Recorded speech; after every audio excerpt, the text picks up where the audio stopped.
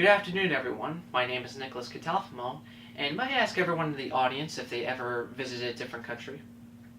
And while visiting that country, have you ever received any strange looks from the locals just by doing stuff that you would normally do? Well, I'm sure if you visit Japan, you would have a lot more looks than usual. For you see, if you visit Japan, you would notice that there's a lot of the differences between the United States culture and the Japanese culture. And those two aspects of culture that I'm going to be talking about in this speech is, of course, the normal customs and interactions that Japanese people have between each other, and of course the holiday traditions. So one thing that you would notice as soon as you enter in Japan is how different social interactions and customs are compared to the U.S., and especially in a public setting.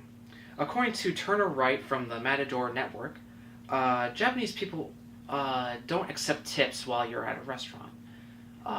Since the tip is already included into the bill and it's already set as a price, so if you put money on the table or something, they won't actually accept it at all. They'll give it back to you. And another thing that that's a lot different in social interactions and customs is, of course, when Japanese people meet one another, they tend to bow as a sign of respect. However, the degree of how much you bow actually differs between each individual. So, for say, if you're bowing to a friend for respect, it would be actually a 30-degree angle, as compared to a superior officer, which would be a 70-degree angle, to show the amount of respect you have for that person.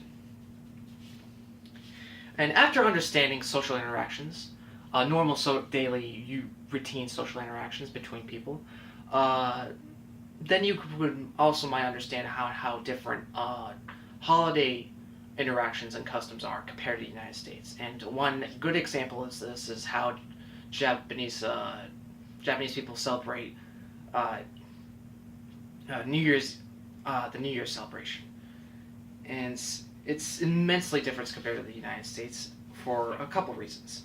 As stated by Shizuko Mishinaba from Trip Savvy, the celebration in Japan is actually longer. So the celebration period is between December 31st and January 4th. So it's actually 5 days of a celebration. And during that celebration, they have, of course, the food is a very common thing to have during this celebration. But while you're having food, it actually has a specific purpose while you're eating. So if you're eating prawns during the New Year, it's actually supposed to give you a fuller life or a longer life in the next year. And another thing that is very common during the New Year celebration is that people like to visit shrines and actually pray for good fortune. In the United States, I don't know if you've ever been to church on New Year's Eve. A lot of us are probably drinking and going to the park and having a celebration, am I right?